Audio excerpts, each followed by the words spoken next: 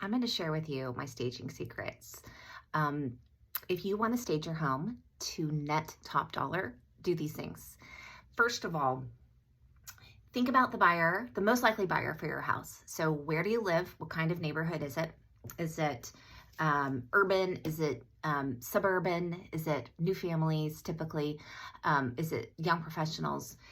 Um, who is moving into your neighborhood? I want you to get really clear on that. And then I want you to think about how will they be using the rooms in your house. It could be much, much different from how you are currently using the rooms in your house. So do they need a game room? Do they have a nursery? Do they need a mud room for backpacks and stuff like that?